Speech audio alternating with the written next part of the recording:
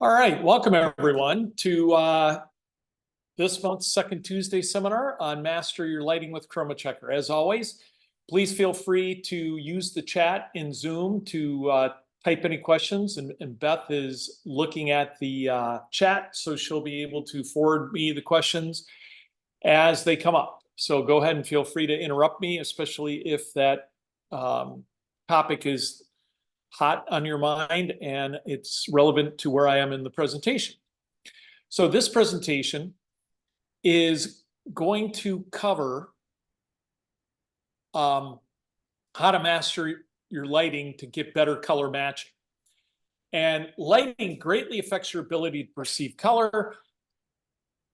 ISO 3664 does not necessarily communicate how accurate a light booth is to hitting the standard, or even how different two light booths are from one another, which is a bit of a shortcoming, but we'll talk about that. Most people, including your management, probably underestimate the effect of lighting on color. It's amazing to me how people will go out and buy a couple $1 million press and then not really pay attention to the lighting that goes on that press. And that's true with digital or conventional. Even a couple $100,000 digital press I've seen installed with really poor lighting, which greatly changes your perception of how well that printer is printing, which is a problem. Mixing different vendors' light booths can cause large color differences. See this every day in the field, which again, most people don't realize the issue here. We're going to talk through it. We're going to quantify what this issue is and help you understand how you can actually measure it and accommodate for this type of variation. Which gets to the next bullet, which is all about measuring your light booth and understanding how to interpret the measurements. And we'll actually do a demonstration during the seminar where I'll use my I1, and I've got 3 different light conditions plus my ambient that we're going to measure real time and then compare them to one another so you can see how valuable this metric really is. We were just at Drupa. Thank you for those guys that came by and said hi to me. We were in the used Normal light booth. They had us in the light booth as an independent third party, quantifying that of all the light booths we've tested, theirs is closest to D50. So we were like an independent expert, showing how well the used booth matches D50. And obviously I have one here that I'll use in the demonstration. And then we're going to talk a little bit about the standards, in that lighting standards could be changing soon. There's some controversy out right now about whether or not lighting should have UV in it or should not have UV in it. We'll talk about some of the state of the industry related to these topics. It hasn't been finalized, but it's something you should be aware of when you're setting up your lighting. So let's get right into it. As I said in my agenda, lighting greatly affects perception. Here's the same print under 3 different lighting conditions. And you can hopefully look at just the fruit or the flesh tones, and you can see a significant difference in the way the same print is viewed under different lighting. Now, yeah, that's a difference, but is that too big of a difference? This is where E factor comes in, the expectation factor of how close is close enough. And using the off-the-shelf tools that are available, there's no way to quantify the difference between these lightings. But using ChromaChecker with our lighting inspector, we can quantify this, and we'll show this later. Another key attribute for brand colors, so if you're doing, let's say, the Ritz Cracker box, and you want to make sure that the red of the Ritz Cracker box is rendering consistently under different lighting, this is where color inconstancy comes in. And color inconstancy shows you the, shall we say, how dynamic the color is going to react to different illuminants. Some colors really change under different illuminants. And in ChromaChecker Lighting Inspector, we give you the ability to anticipate what effect different illuminants will have on your specific colors. And The higher the number, the bigger the difference. And this might help influence you to use a different color. You can add custom lighting to this. So any light that you measure with an I1 or a Miro 9 or a Miro 1, excuse me, or a GL Optics device, you can actually bring that light source into our color and constancy tool and see how much the light will actually change, or the color will actually change when I put it in a specific environment. ISO 3664, as I mentioned, does not quantify the difference of the light in terms of how close the light is to the reference. And just like print, if you use just process control metrics, it doesn't necessarily work. Meaning, you might pass all the metrics, but it doesn't mean that the light is super close. Or you might fail one or two metrics, and it doesn't mean you should never use that light booth. Using process control metrics to define quality is a haphazard process, because it, depending upon your expectations in terms of how close color is, these metrics might not be relevant. And it's the same thing as if you have two ISO or G7 qualified proofs. They're both qualified, but they look very different. Which one's more right? It's same with light booths. You have two light booths. They're both ISO 3664 compliant, but which one's more right? Which one's the closer to the stake in the ground? The ISO metrics don't tell us this, but metrics like our E factor do, and we'll talk about this later. As I mentioned in the intro, most people underestimate the effect that lighting has, and here's the same image in 3 different light booths illuminated with 3 different lighting conditions. And I've seen this every day when I'm working in the field. So these are things that have to be taken into consideration. Mixing multiple vendors' light booths within the same environment can be a problem. And a real scenario that I had was the printer had a GTI light booth in the customer viewing area, and they had a use Normalic light booth on the press. And the customer kept on making color calls on the proof to press match as they were looking at it in the pre-press light booth. And when the pressman was looking at it in the press light booth, they were scratching their head going, this doesn't, I don't know why the customer is asking for these changes, because I'm not seeing that at all. And the fact is that the 2 light booths illuminate color differently. And so they were looking at 2 different things when they were trying to communicate color. And when you're communicating color, you've got to be communicating color the same way. And part of that same way means using the same illuminants. Because as you see here, I'll just kind of jump ahead a little bit. Over on the right, over on the left is the spectral power distribution curve in terms of how a light is exciting the environment in which you're looking at. And on the right is a screenshot from ChromaChecker showing you that the E factor difference between the 2 light booths is a 2.4. And down below, for the colors and spot colors, it's showing you the biggest offenders. And it's showing you reflex blue is going to be viewed 4.5 delta E differently between the 2 light booths. So this color is very volatile when it comes to these 2 light booths. And if you look at the part in the spectral power distribution curve where they're most different, kind of where the vendor J and vendor G are not lining up, that's the blue part of the spectrum. So it's no wonder they're so close. Now, just to throw in here, if you guys use REM indicators or the UGA strip, these, especially these colors, these represent the right side of the graph.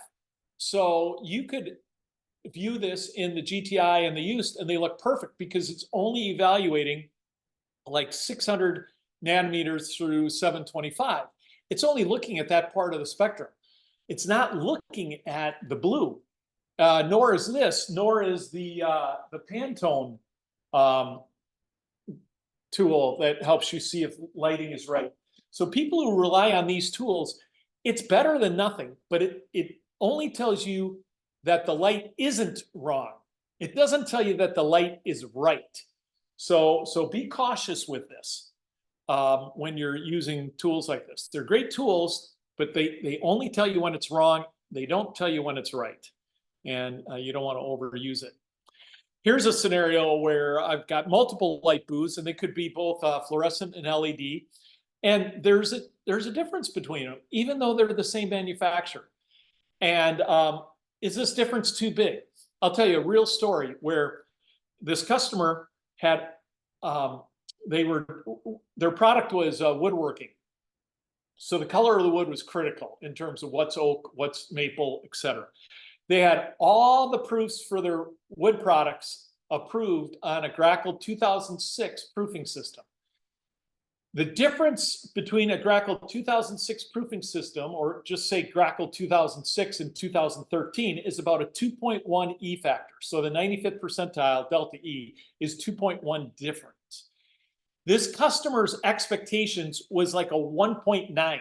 2 was not acceptable to them. And even though we told the customer that the standards don't allow for a 1.9 expectation, the printer, who was doing $1 million a year worth of business with this customer, told me, you can't tell the customer that, we'll make it work. It's like, okay. So they kept a Epson 9000 running from parts off eBay to keep it running 2006. And then they had modern Epsons running 2013 proofing for all their other customers. And it got to the point where it was unmanageable by the printer. So we told the customer, we got to transition you. And they're like, only if you make the 2013 proof match 2006. Well, that was convoluted. That could be a session on its own, but we used a color server and we manually made adjustments. So all the wood products that this customer had rendered in 2013, virtually the same as 2006, based on looking at it in the printer's light booth. We were so proud of ourselves. It was multiple days of their color correctors working on it. We went down to the customer. We put it in the excuse me. We put it in the customer's booth, and everyone started looking at each other and was like, "What?" It was so different. And the printer had a GTI. The customer had a GTI as well. And so now we're really scratching our head. So I took out my i1 with color inspector, light inspector. I measured their booth, and I had already measured the printer's light booth, so I was able to compare the difference. And the difference between the two light booths was 2.5. The customer's expectations was a 1.9. No wonder if the E factor of the light booth or the printer or the instrument is beyond the customer's expectations, that alone blew up the job. Just because of the lighting, it blew up the job. And we were able to solve it by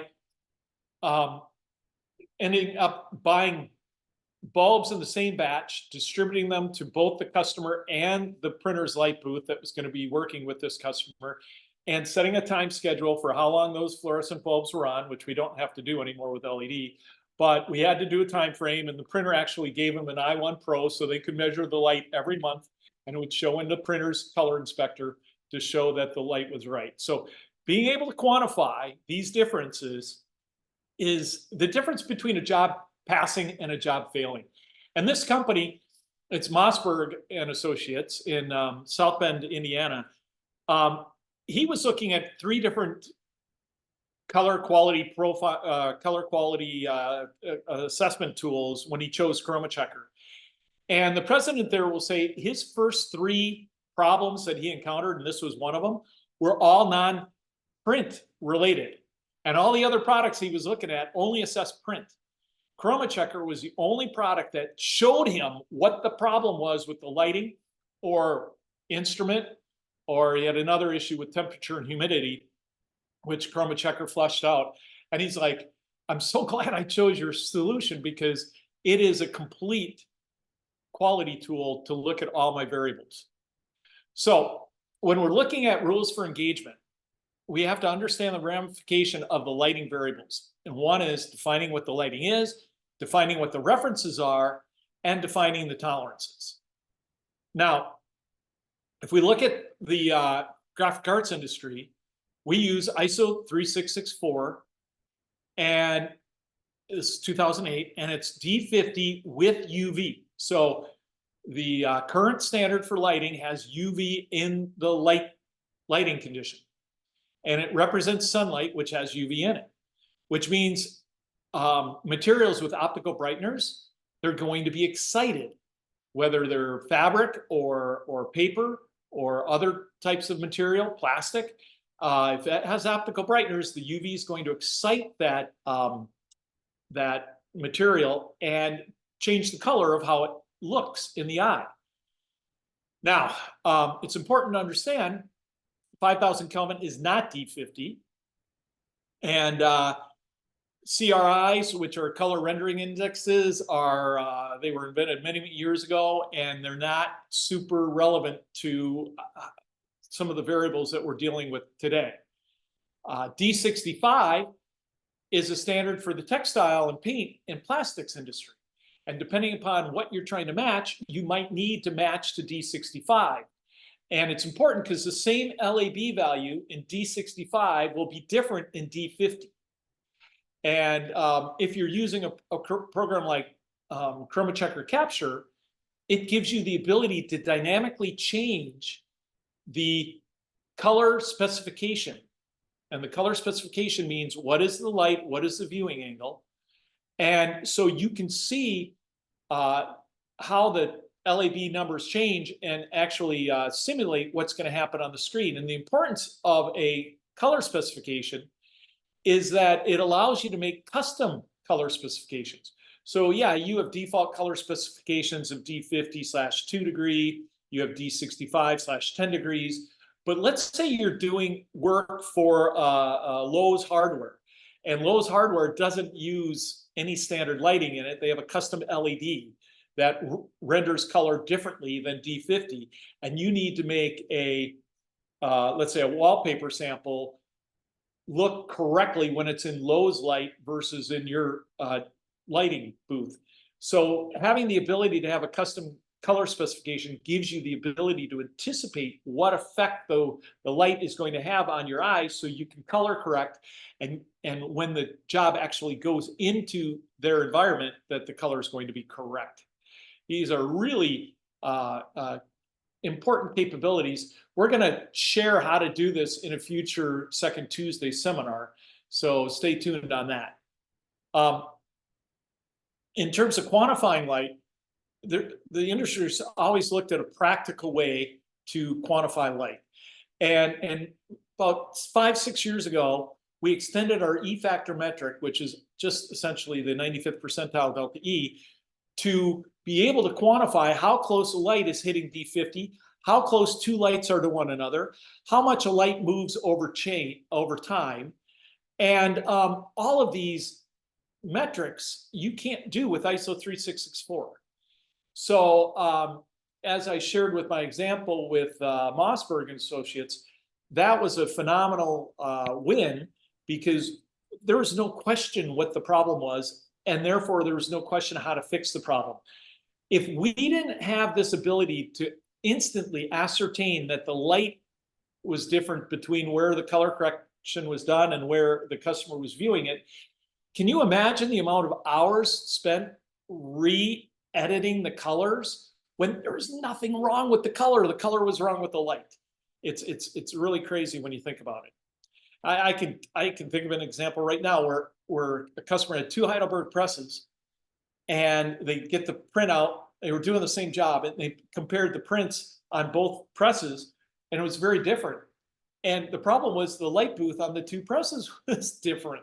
The presses were actually printing the same, but they thought they were printing differently because the light booths were different. So again, it's a big deal.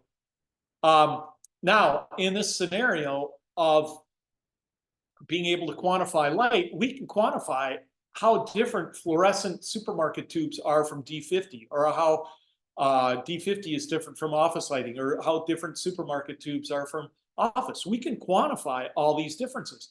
And getting to ISO, we can quantify how close the light booth is to D50. I'll tell you, before LED booths hit the market a few years ago, I never saw a light booth less than 1 E factor to D50. After LED started hitting the market, because you have much more control over how the LED illuminates color than you do fluorescence. Now we're seeing numbers in the 0.9, 0.8, I've seen 0.3, 0.4. So now after a certain point, it really doesn't matter. I mean, you're splitting hairs. But the fact is, if you can imagine, if you're 0.3 to the bullseye, and you have 3 different light booths, and they're all 0.3 to the bullseye, that means the cluster will be probably maximum within 0.6 or 0.7, someone we're in there.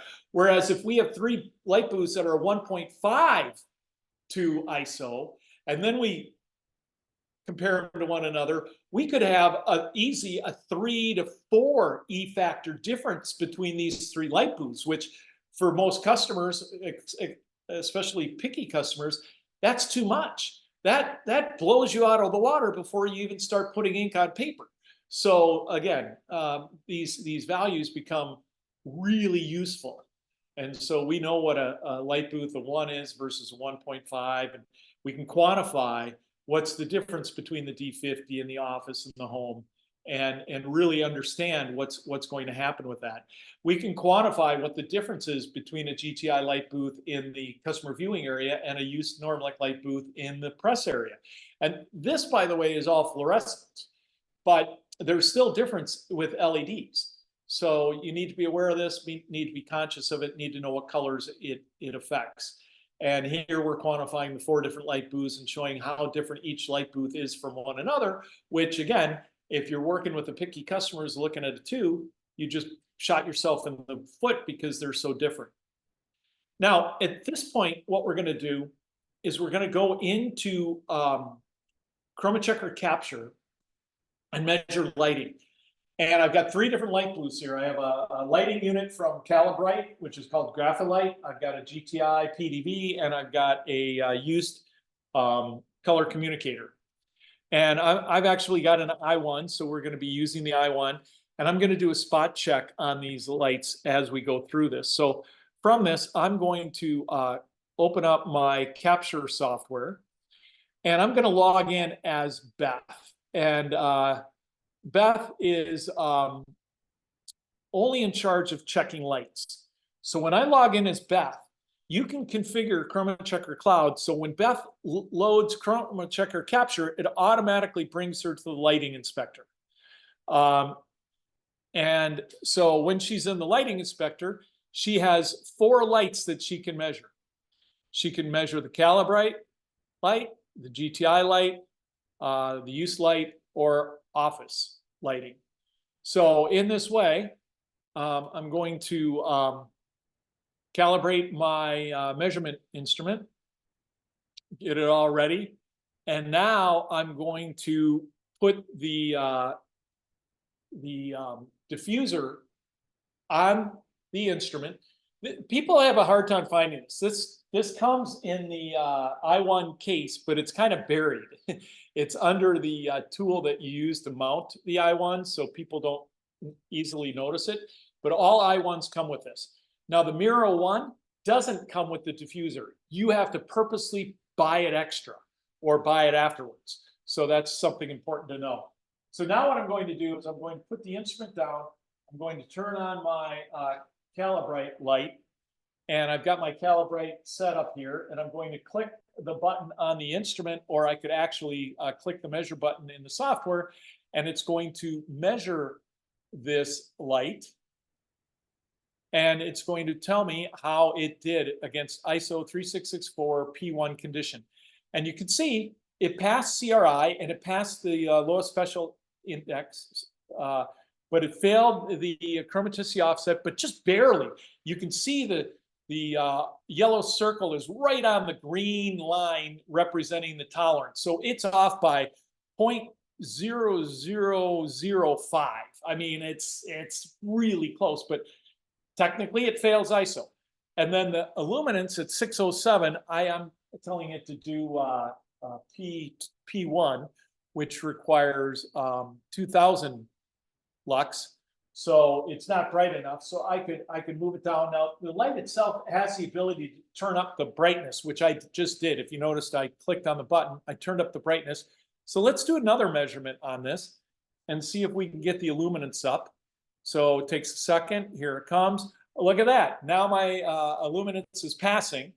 I'm still missing the chromaticity offset, and I'm missing the metamerism index for Viz. But they're not terrible. They're pretty close, but technically it's failing. So now let's go to the next light. So I'm gonna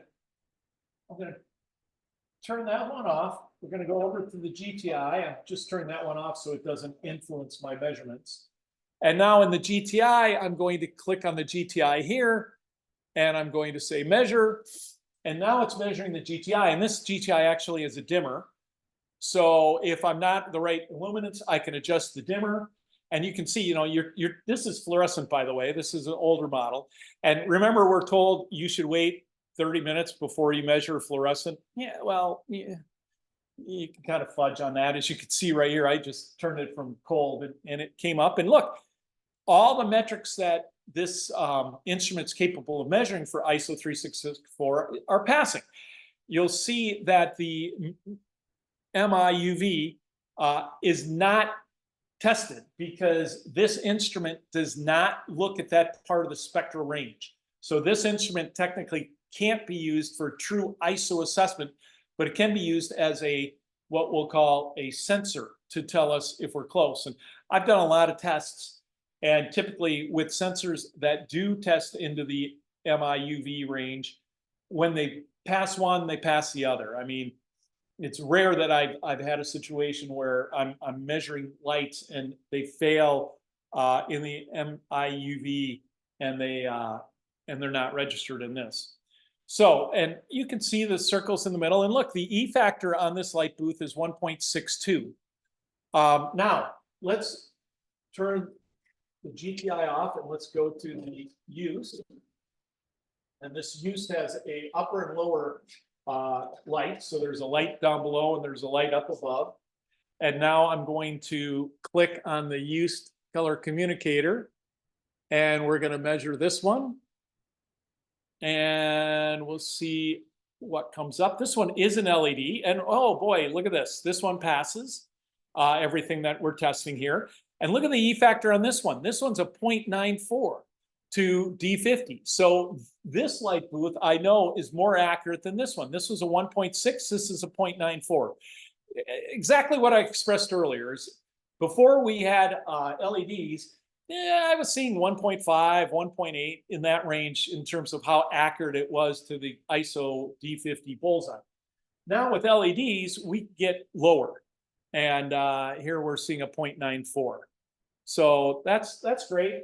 Okay, so everything's working here. Now let's go ahead and take an ambient light. And I put some 5,000 Kelvin. Whoops, I just recorded this in the used light booth. So I'm going to see. All right, I already recorded it. I can go into the cloud and delete it, but I'm going to click on the office ambient.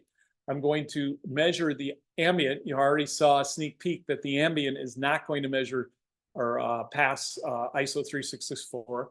But how bad is it? Is it a big deal? So let me say measure. Now we've had customers that when they started using ChromaChecker, they started using ChromaChecker specifically to measure lighting. Most of our customers use ChromaChecker initially to measure print, but we've had multiple customers get ChromaChecker and start measuring lighting, which is, depending upon the type of business you have, especially if you're like a creative organization or manufacturing organization, you need to be looking at light correctly across your organization before you do anything else. So you can see this light has a 4.6 E factor. So even though it's a 5,000 Kelvin lighting, the CRI is about 83 on it. I think that's about what was advertised on the box when I bought it at Home Depot. But it gives you a sense of what the differences are. Now let's go to the cloud, So I'm going to go to the cloud and I'm going to go into my lighting inspector where these measurements were made. And I'm going to first delete the accidental measurement that I had with the used communicator. And you can see it was a 5, right? So we're going to delete that. So we get that out of there. And you can see the last measurement that I did was this one right here, which is a 0.94. And it's showing you the ISO compliance in yellow because we can't test with that instrument the MIUV. So we're not giving you green on the ISO because we can't technically tell you all aspects. But the aspects that we look at are correct. Now, if I want to see the difference between a couple of these lights, I'm going to say, let's take a look at the GTI PDV, which is this one. And we're going to do the calibrate. And we're going to do the used. And for fun, let's do the ambient. We'll do all 3 at the same time. So here's the ambient. And we're going to say compare. And I'm going to put the used as the reference because that's the one that's most correct. And when we say compare, ChromaChecker shows me the spectral power distribution curve of the 4 different light sources. And you can see they're kind of similar. And you can see which one is which. And the oldest one is the blue one. So the blue one is actually the one that's most unlike the others, which is the ambient. And then we get a line listing of everything that passed and failed here. And you can see, even though the calibrate failed ISO compliance, it actually has a 0.92 E factor to D50. And again, this is what I'm talking about, using process control metrics to assess a condition that you're looking at. Sometimes doesn't work. Just because it fails ISO 12647-7 or just because it fails G7 color space compliance doesn't mean the proof is bad. Looking at the E factor can give you an idea of how accurate is this proof. I've seen prints that have a 2.2 E factor to Grackle, and they fail G7 conformance because one of the 6 metrics required for G7 is off by 0.01. So what? It's not relative. It's not relevant. Be practical with these numbers. Understand what they mean. Don't be zeroed in. Oh, it doesn't pass G7 or it doesn't pass ISO. You know, you got to be more open-minded to say those metrics aren't the be-all end-all. You got to be open. And now when I take a look at them, so if I look at the used versus the office ambient, it's a 4.7 E factor. Well, trust me, over 50% of the print buyers have less than a 4.7 tolerance for color match. So this is not acceptable, which means if I approve color in my ambient light and then I look at it in my light booth light, it's right there. It's the same color, but just how I'm looking at it blows the tolerance out of the way. Now, let's go to the used versus the GTI. So the used versus the GTI here, we're a 1.5 E factor, which this is a better match than I was showing in my screen. Although if we look at spot colors, we can see that there's a spot color here that's a 7 delta E difference due to the difference in the lighting. Now, if we look at the used light booth versus the calibrate light booth that failed ISO compliance, it's also a 1.7 difference. So look at that. The difference between these 2 light booths is 1.5. The difference between these 2 lighting systems is 1.7. It's really not that big a deal. So yes, the calibrate failed, but depending upon the type of work you're doing, it might be fine. And trust me, this unit's a lot less expensive than either of these 2 units. So again, it helps you kind of qualify what do you need based on the color level that you're looking at achieving. Okay, so that gives you some of the ability to see real time how ChromaChecker looks at lighting and how it assesses these different values. So kind of surprised, no questions coming in. No questions, Beth? Guess not. So we'll just keep going. So that was demonstration. So now let's go to some of the new things that are in ChromaChecker Lighting Inspector.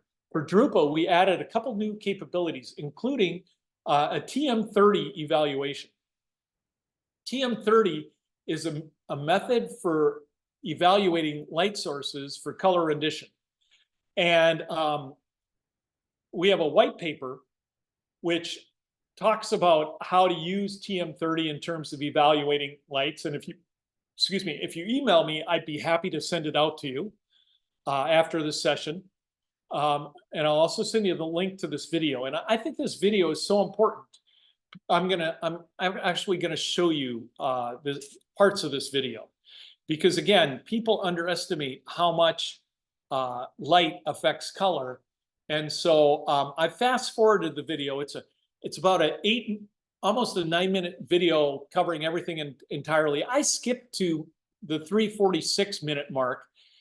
And this is going to show how different illuminants, LED illuminants, can be configured to illuminate this room in different ways. And then it goes on to talk about illuminating products, fabrics, plastics, all sorts of material.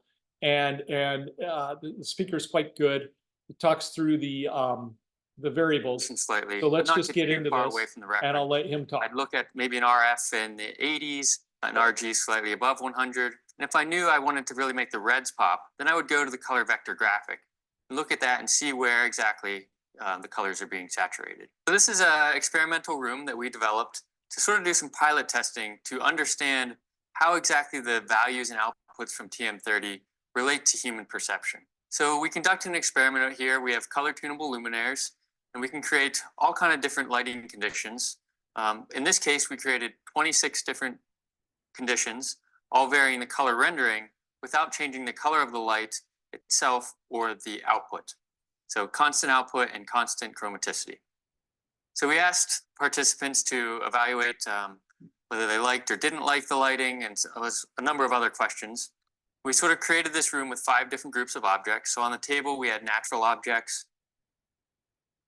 On this wall, we had artwork. Behind here, consumer goods. Clothing behind me, as well as a mirror so the participants could look at their own skin tones. All the light sources were 7-channel LED systems, so 7 different individual LEDs in the luminaire. We control each channel individually. By varying those, we're changing the spectral power distribution, or changing the color rendering properties of the fixture. So this is the highest fidelity setting we can create with this lighting system. It has an RF value of about 94. RG, when you're up at that high fidelity, it has to be about 100. So this might be what you would target if you're trying to create the most natural appearance, the most familiar appearance. So I can change this.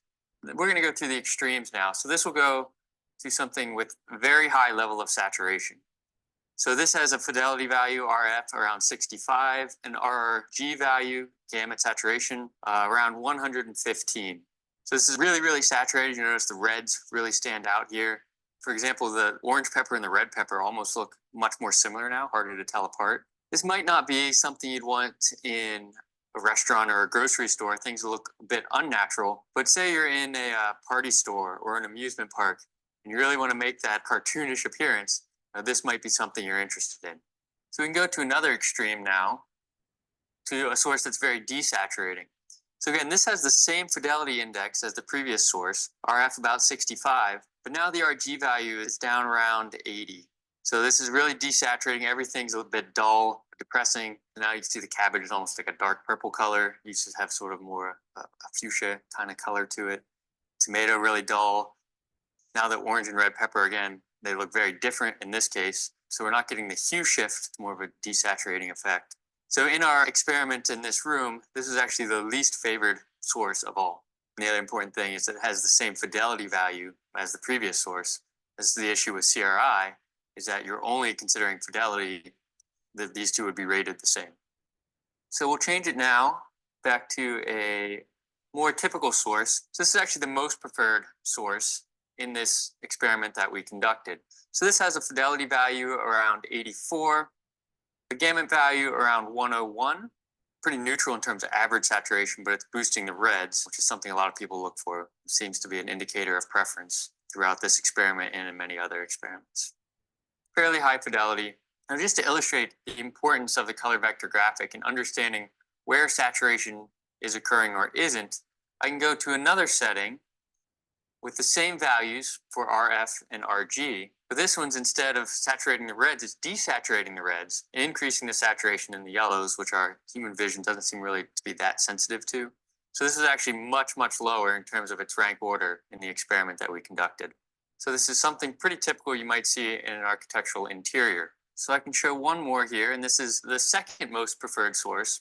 So this actually has a fidelity value around 78, but it's actually an RG value of 116. So again, very saturated, but we don't see the same kind of hue shift. So the red and orange pepper look still distinct in this case versus that one that was really too far saturated and too much hue shift. So this one's not going as far. It's still that saturation, that boost that people tend to prefer, at least in this room.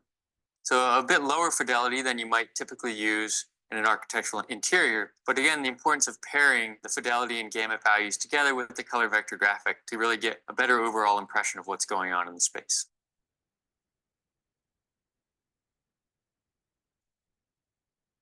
All right. So I hope you found that interesting. I do. I really enjoy seeing the effect of the lighting and what it looks like. So here's the link if you want to see the video in full. Yes, Beth, question? Yeah, there's a question. Does ChromaChecker notify someone if the lighting has not been checked? Does ISO specify a time frame?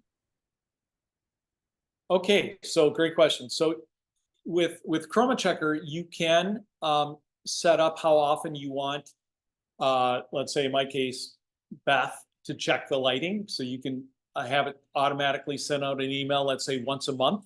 In terms of ISO, I believe ISO requires the lighting to be checked once a year. But with LED, that's probably fine. With fluorescent, you might want to be a little careful with that. So the customers that I have that are really critical about lighting generally check it once a month, because especially with fluorescent, the longer it's on, there's like a half-life. Most fluorescent, I think the half-life is 2 years, meaning 2 years after the bulb is new, it's only producing 50% of the illumination. So it degrades.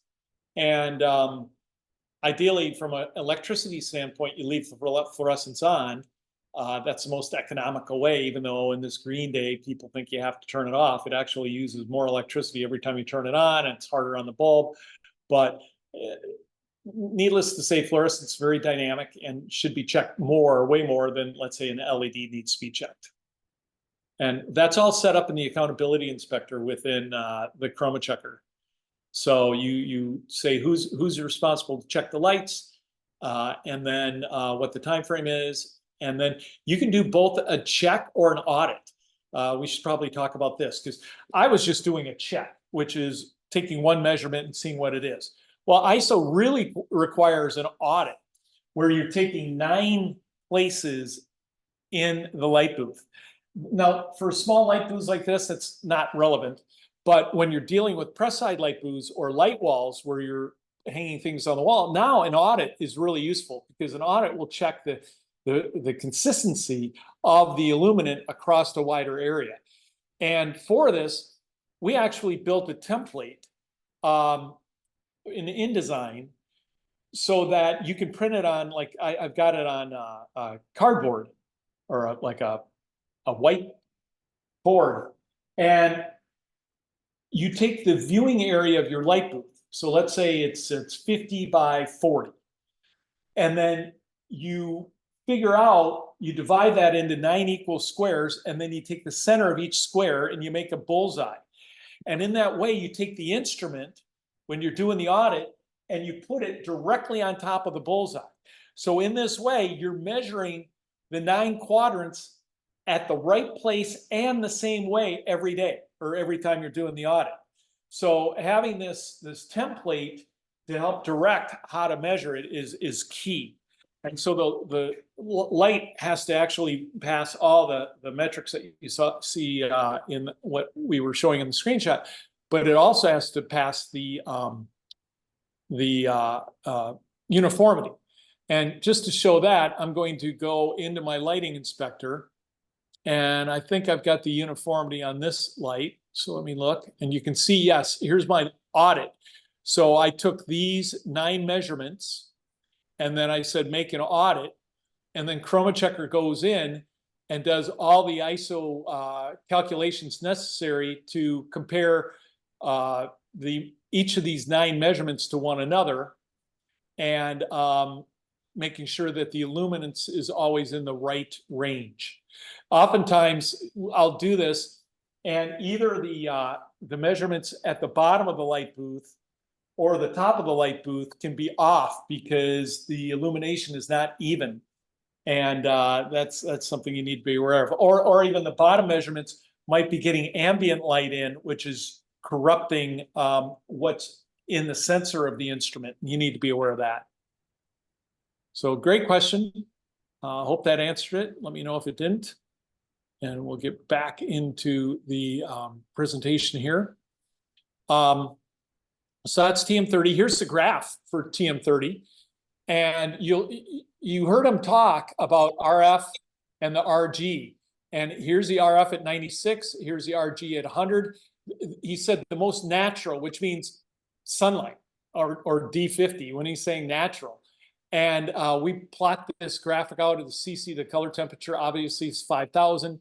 And then over on the right, we have this graph showing the more that red dot is at the point, the better the light source is in terms of matching D50. But we can look at the E factor here and see that the E factor was like, I don't know, 0.9 or something. So it's quite good.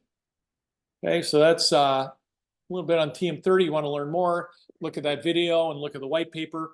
Now, FOGRA also has a metric that we've added to our solution called FOGRA D50 index.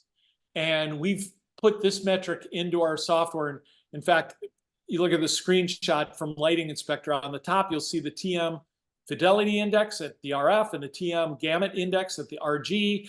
And then down below, you see what that was close. I'm having a lightning storm here. Hopefully my internet doesn't go out.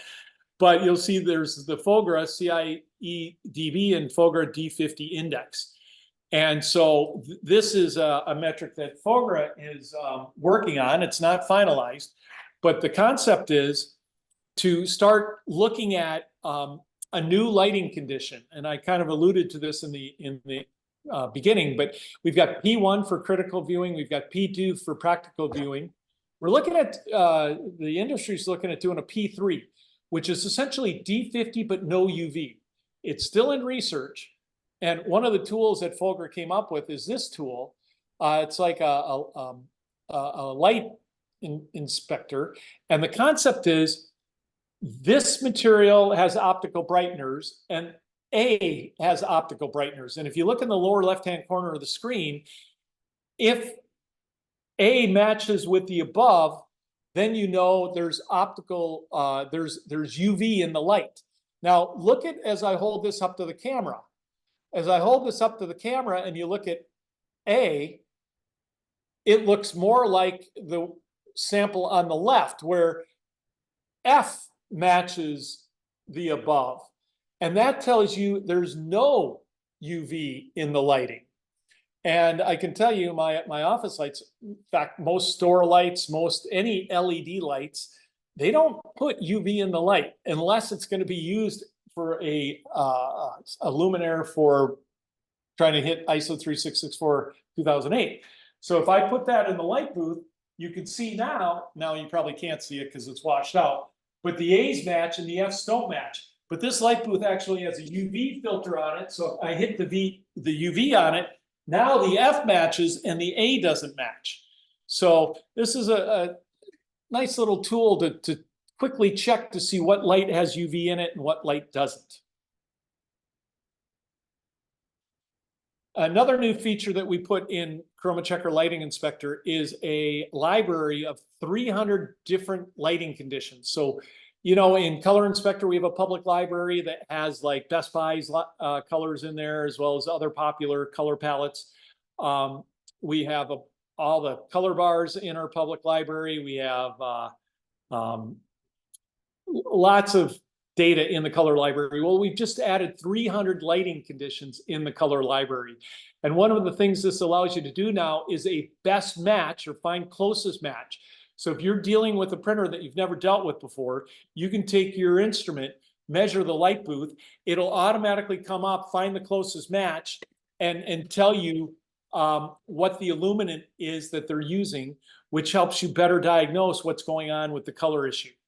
So this is a new capability, which, especially with the amount of dynamic decisions going on with lighting for our industry and how stores are putting different lights in, this becomes a very useful tool to help us understand very quickly what is that light versus that light versus that light, and how am I best going to match color from this light to that light. So the key benefits for TM30 is it allows you to quantify color saturation and use. Does it make the flesh tones look good? Does it make food look good? You know what? A lot of people don't realize this, but a lot of grocery stores, even today, when you go into the meat counter, look up at the light in the meat counter. And oftentimes it was a red fluorescent light, because a red fluorescent light made the meat look more enticing. You don't want to buy meat that's brown, at least in the US. We don't want to buy brown meat. We want to buy red meat. And a light that is illuminating red accentuates the redness of the meat. So this has been going on for 20 years. This isn't new in terms of the marketers trying to use light to their advantage to entice you to like the product.